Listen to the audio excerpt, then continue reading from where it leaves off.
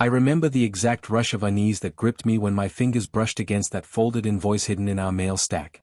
It was late afternoon, sunlight angling through our living room windows, casting long, dramatic shadows across the floor.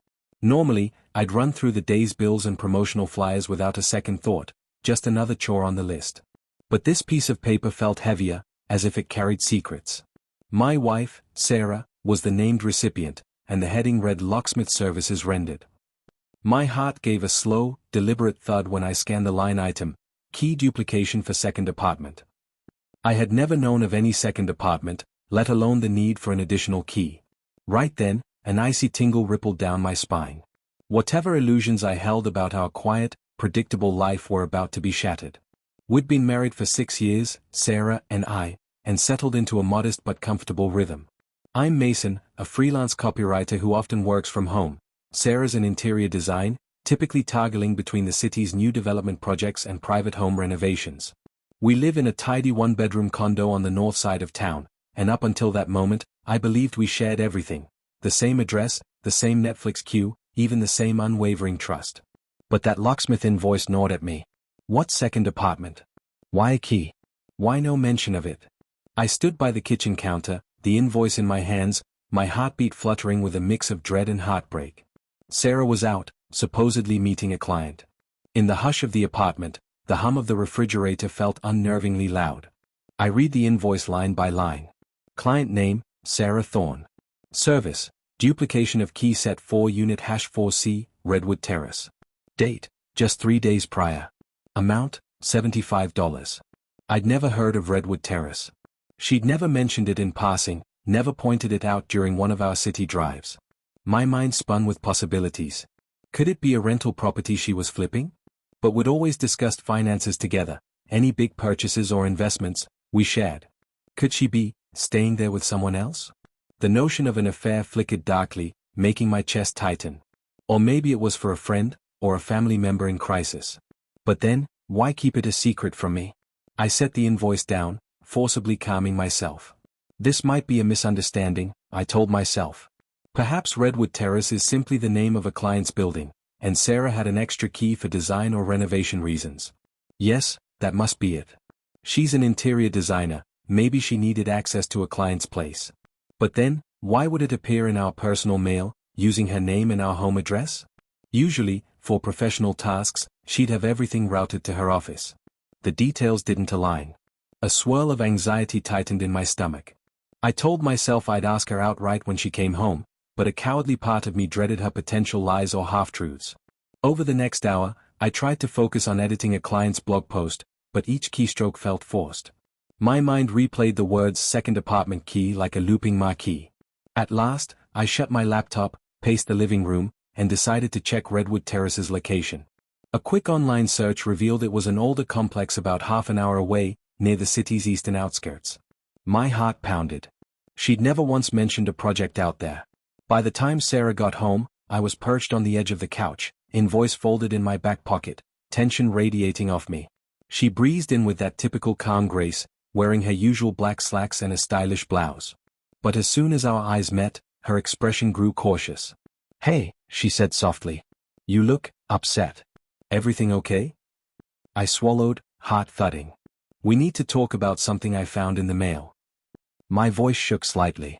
Without waiting for her reply, I pulled out the invoice, unfolding it carefully, as though it were evidence in a trial. "This. A locksmith bill in your name, for a second apartment key. Redwood Terrace. Care to explain?" A flicker of alarm crossed her face. She masked it quickly, forcing a neutral expression. "Where did you get that?" she asked, voice pitched low. "In the mail," I responded flatly. "Addressed to you, but obviously I opened it with the rest of the household bills. Are you renting another apartment? Why didn't you tell me?" She hesitated. For a moment, I thought she might lie or dismiss it. But then she sighed, brushing a hand across her brow. "It's not that simple. Mason, can we sit?" She gestured toward the couch. My pulse hammered as I followed her, dropping onto the cushions a foot away from her. The space between us felt like a chasm. She exhaled, eyes downcast. "I've been meaning to tell you. Redwood Terrace, it's a small unit I've been renting for the past couple of months. Not to live in, but to, well, to have space for something else. Her voice wavered. I wanted somewhere quiet, away from everything, where I could think. A swirl of confusion and hurt rose in me. So you do have another place, I managed, tears threatening. What's the point of it? Are you staying there with someone else? My voice cracked. She shook her head vigorously, eyes glistening. No, it's not an affair. I swear. I wouldn't do that to you. She paused, struggling with words. It's more about me. I needed a private retreat, a place to figure out who I am, without any expectations. My stomach twisted in heartbreak. That doesn't make sense, Sarah. We share a home. If you needed space, you could have told me. Instead, you kept a second apartment secret. You even got a new key from a locksmith. Why hide it so thoroughly? It feels like you're living a double life. She winced at the phrase double life. I know how it looks. But I was terrified you'd be hurt, or that you'd dismiss my need for solitude as silly or extravagant. You know how you are with finances, always rational, always cautious.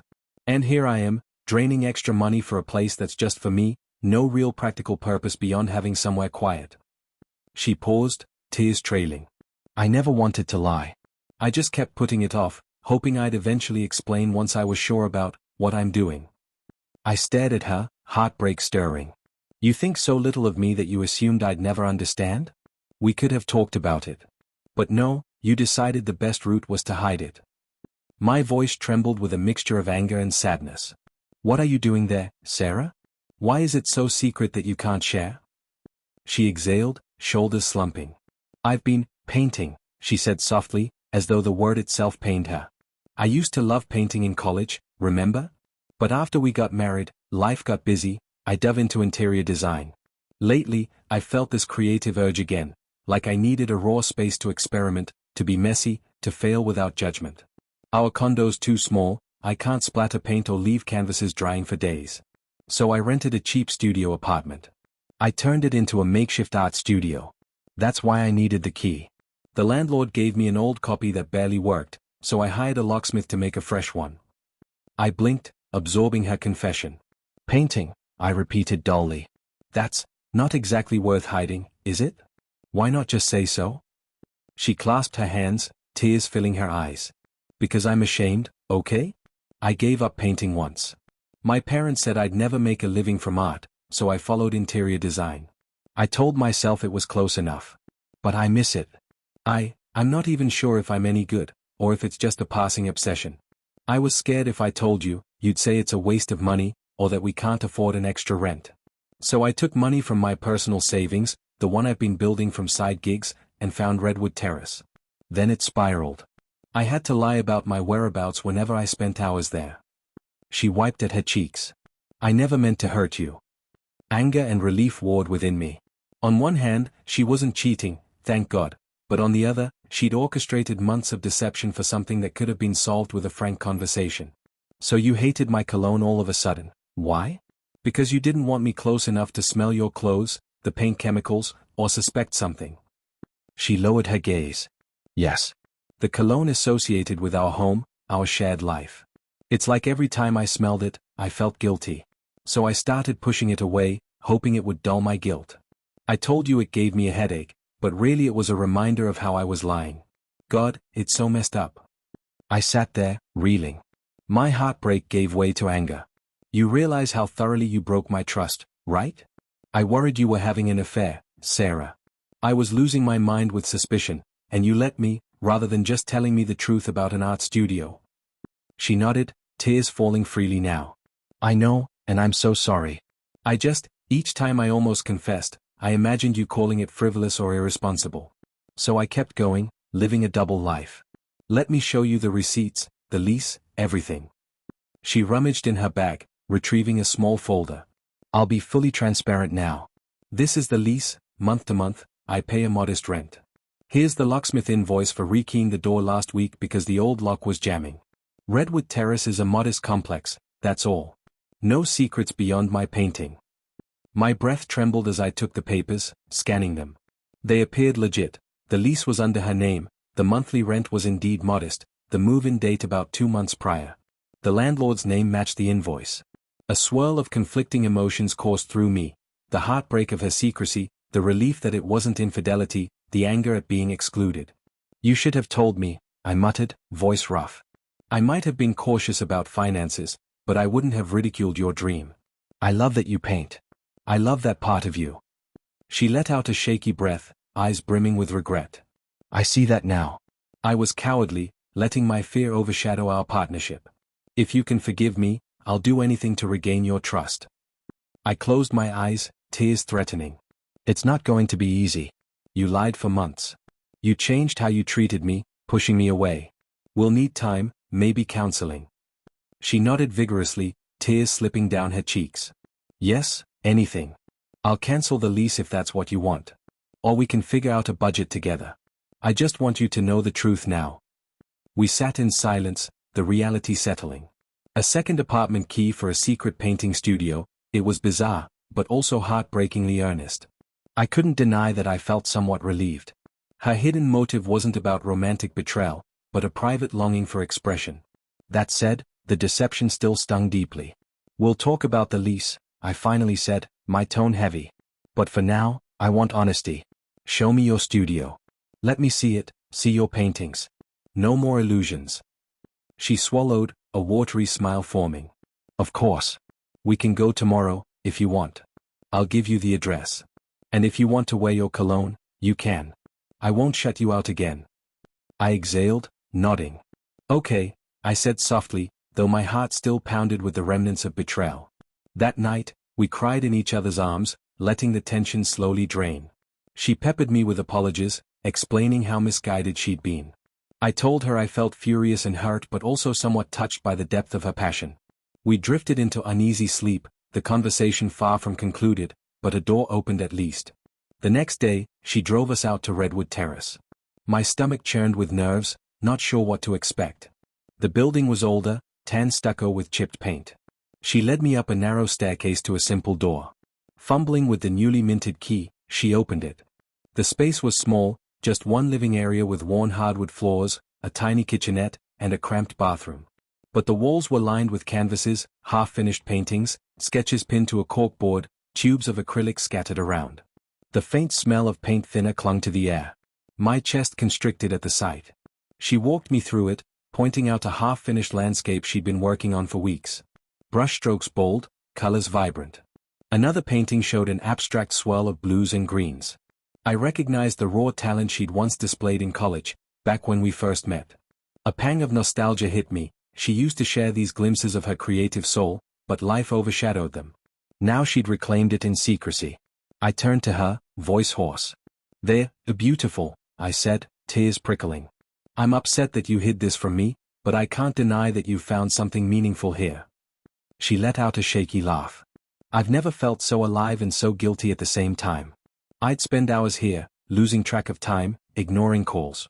That's why my phone was off sometimes. Then I'd scramble home, dreading your questions. She wrapped her arms around herself. "I know I messed up. But this place, it became a refuge. I was terrified you'd label it a selfish splurge." I stepped closer, resting a hand on her shoulder. "Maybe I would have questioned the expense, but I wouldn't have belittled your dream. We could have planned it out, maybe found a bigger place or a shared space in a co-op, something that we both agreed upon. That's what couples do, compromise." She nodded, tears brimming. "I see that now. I was so locked in my fear of rejection that I never gave you a chance." We spent an hour in that studio, me flipping through her sketches, her occasionally pointing out ideas. Beneath my anger, I felt a swell of admiration for her dedication. She'd built a secret sanctuary for her art, a place where she could be messy and free. It was heartbreakingly sad that she thought she had to hide it from me. That evening, we sat down at our kitchen table and hammered out a plan. She'd keep the studio for another month, but would talk to a local art co-op about renting a small workspace that would cost less. She'd funnel the difference back into our shared savings to make up for the hidden rent. She'd also vow to be transparent about her schedule, no more phantom client meetings or bizarre cologne complaints. In turn, I promised to approach her creative endeavors with an open mind, not to dismiss them as impractical. We parted that conversation emotionally raw, but determined to rebuild. Still, the road to repairing trust proved bumpy. At times, I'd catch myself doubting her whereabouts, half expecting another lie. She, in turn, struggled with embarrassment, occasionally withdrawing if she felt I was silently judging her. We turned to marriage counseling for a while, expressing our frustrations. The counselor helped me see that my strong practicality sometimes intimidated her. And Sarah acknowledged that illusions, no matter how well-intentioned, breed heartbreak. Over weeks of tearful sessions, we found ways to communicate better.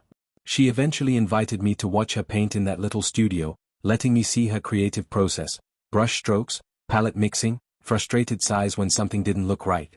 I admired how passionately she attacked the canvas, unafraid of color or technique. My presence there felt awkward at first, but gradually it became a source of mutual understanding. We'd talk about her old dream of being an artist, how she'd let it go because she thought it wasn't viable. She apologized again for shutting me out. The day she officially ended the Redwood Terrace lease was bittersweet. We loaded her canvases and supplies into the car. She took one last, lingering look at the empty space that had once been her private haven. I squeezed her hand, sensing her sadness. "We'll find a new place for your painting, one you don't have to hide," I promised. She nodded, tears shining. "Thank you," she whispered, "for giving me another chance." We found a shared artist co-op not too far from our condo, renting a small corner for her easel and supplies. The cost was more manageable, and best of all, it was out in the open. Some days, I'd drop by, bringing coffee, seeing her chat with other artists. Our relationship felt more honest, even as we navigated the leftover sting of betrayal. She gradually overcame her shame, discovered a supportive community for her art. Meanwhile, I discovered that my own anxiety about finances could be tempered by witnessing her genuine need for creative expression. It wasn't all smooth. Sometimes the memory of that locksmith bill would resurface in my mind, dredging up the wave of suspicion I'd felt. Or occasionally, she'd mention a new idea for a large, expensive painting installation, and I'd flinch, worried she might revert to secrecy if I seemed negative. But each time, we forced ourselves to talk, to remain open, to never again let illusions erode our bond. The difference was that now, illusions had been replaced with raw honesty. Even if it led to arguments, at least we faced them together. Her paintings, once a secret, began to evolve into something luminous. Freed from guilt, her brushstrokes turned bolder, her color choices richer. She even displayed a few pieces in a local cafe, at the suggestion of a co-op friend. I attended the small opening night, beaming with pride as I saw her name next to those vibrant canvases. She caught my eye across the cafe, and in that moment, I sensed her gratitude for my forgiveness and support. In time, I replaced my cologne with a new, milder scent we chose together, jokingly making sure it wouldn't drive her to secret apartments. She laughed through tears when I said that, hugging me tight. Our sense of humor around the ordeal became part of our healing. We recognized that illusions, ironically, can spark necessary conversations if we're willing to face them. Life pressed onward, a mixture of routine tasks and new creative ventures. We told no one else the full story about Redwood Terrace, only referencing that Sarah used to rent a small studio but found something better at the co-op. The heartbreak we endured remained our private lesson about the cost of deception. Her mother, who lived out of state, never knew of the fiasco. Our friends simply assumed we'd grown more engaged in each other's pursuits. Sometimes, in quiet moments, she'd apologize again, tears in her eyes, for letting me think she might have been unfaithful or for pushing me away. I'd hush her, telling her we'd both learn from the heartbreak. "Let's just never hide something so big again," I'd say. She'd nod, vow that we wouldn't. Over time, my lingering resentment softened. The memory of Redwood Terrace no longer stung as sharply, overshadowed by the new trust we forged. Perhaps the greatest testament to our healing came months later, when she sold her first painting to a local collector. The check arrived in the mail. Over dinner, she handed me the check, a proud but nervous gleam in her eyes. "For the joint account," she said quietly, "to help recoup that secret rent I paid." My heart twisted with affection and sorrow, remembering how we'd come full circle from illusions to open collaboration. I insisted she keep some for herself, her art was her labor, after all. But she said she wanted to show she was done with secrets. The small exchange of that check felt huge in its symbolism. One Sunday morning, I found her rummaging in a closet, pulling out old photo albums. She motioned me over, flipping through pictures of her younger self at college art shows, me by her side, wide-eyed and admiring. We laughed at how naive we looked, how certain we were that life's path would be straightforward. She paused on a snapshot of me hugging her, her paint-stained apron pressed against my shirt. "I forgot how supportive you were back then," she whispered, voice tinged with regret. "I should have trusted that part of you wouldn't vanish." I wrapped an arm around her shoulders. I guess I forgot, too, how much painting mattered to you. We let life's practicality overshadow it. Next time, let's just talk it out, okay? She nodded, tears brimming, then kissed my cheek. Deal, she said, flipping the page. The illusions that once threatened our marriage had become a cautionary tale. Deception, no matter how well-intentioned or fear-driven, can wreak havoc on trust. We'd come dangerously close to unraveling over a locksmith bill for a second apartment key. But the heartbreak that followed forced us to address underlying issues, her longing for creative freedom, my fear of financial risk, both of our communication lapses. We emerged with a deeper empathy, forging a new chapter in which secrets had no place. To outsiders, we might still appear the same average couple, living in a small condo, pursuing our daily routines. But we know the difference. Our bond, once threatened, is now tempered by honesty. She still jokes about how I must have nearly fainted seeing that invoice. I laugh, half bitterly, retelling how convinced I was of an affair. We find solace in acknowledging the comedic edge to our near disaster. That comedic undertone doesn't erase the pain, but it reminds us we survived it, and we're stronger for it. I used to think illusions and heartbreak would come from big, dramatic betrayals. Now, I realize illusions can arise from smaller but potent secrets, a hidden dream, an unspoken fear. Our story proves that love can endure if, when illusions crack, we choose to face each other with vulnerability instead of doubling down on lies. Sarah faced me with tears, I responded with pain but also a willingness to listen. We hammered out a path forward. That's how we overcame heartbreak, not from infidelity, but from the secrecy around an apartment key. Even now, as the months pass, I'll sometimes smell a faint whiff of paint on her clothes, or a new perfume that doesn't clash with my mild cologne. It no longer sparks dread. Instead, it's a gentle reminder that she's painting, living her dream openly. She no longer feels the need to hide. When she leaves for the co-op, she'll kiss me goodbye, telling me which piece she's working on. In these small acts of transparency, we find the daily reaffirmation that illusions have no place here. And though the memory of Redwood Terrace still stirs a pang of sadness, it's overshadowed by gratitude that we eventually talked, that we tore down the illusions and mended the rift. Some illusions might protect us from short-term conflict, but they can't shield a marriage from the long-term damage of secrecy. Sarah and I learned that the hard way, but we learned. And in the quiet hush of our condo at night, with the lamp glowing softly on her new canvas, or the hush of my keyboard as I wrap up a writing assignment, we share a look that says, "We're here, together, no more illusions." Sometimes, I ask her about the Redwood Terrace place. Does she miss having a private sanctuary? She'll shake her head softly, responding, "I'd rather paint in a place you're welcome than hide in a place that tears us apart." That line alone makes my chest ache with a mix of sorrow and relief. We can't go back and undo the heartbreak, but we can carry the lessons forward. That, in its own way, is a form of redemption. Looking back, it's strange how a single piece of paper, a locksmith bill, can unravel so many secrets, leading to heartbreak, confessions, and a renewed commitment to truth. If I'd never found that invoice, who knows how long she might have carried on with the deception, or how large the rift might have grown. Part of me is grateful we were forced to confront it when we did. We caught the illusions before they cemented an irreparable divide. And so that's our story, the day a locksmith bill exposed a second apartment key I never knew my wife had. A story that began with dread and heartbreak, culminating in the realization that she was hiding a dream, not an affair. A journey that nearly tore us apart but ended in growth and a deeper intimacy. We both learned illusions might seem like a shield but ultimately corrode trust at its foundation. And trust, once fractured, can only mend if both parties embrace vulnerability. We did, and we survived. Now, each morning, I watch her prepare to leave for her day, sometimes to the co-op, sometimes to actual client sites, and she never forgets to mention her plans. She might say, "I'll be painting until noon, then meeting a homeowner." And I'll nod, comfortable with the knowledge that she's telling me the truth. She no longer bristles at my cologne. She doesn't push me away with phantom headaches or smell aversions. If I catch a momentary flicker of guilt in her eyes, I reassure her with a gentle smile. We've come too far to let illusions creep in again. And in the evenings, when we share dinner, we talk, truly talk, about our day, our hopes, or even finances. If a big expense approaches, we discuss it, weigh pros and cons. She might say, "I'd like new brushes or a bigger canvas," and I'll respond, "Sure, let's see how we budget for that." No longer does she feel forced to hide, to keep a second set of keys. The memory of Redwood Terrace remains an artifact of how fear can breed secrecy, but also how love can overcome it. In that sense, heartbreak turned into a new beginning for us. The illusions that threatened to unravel our marriage ultimately opened a path to deeper honesty. I won't say we're thankful for the heartbreak, but we're grateful for the outcome. And every time I see her swirl bold strokes across a canvas, or every time she compliments the subtle cologne we chose together, I remember the vow we made: no more illusions, no more hidden keys to secret spaces.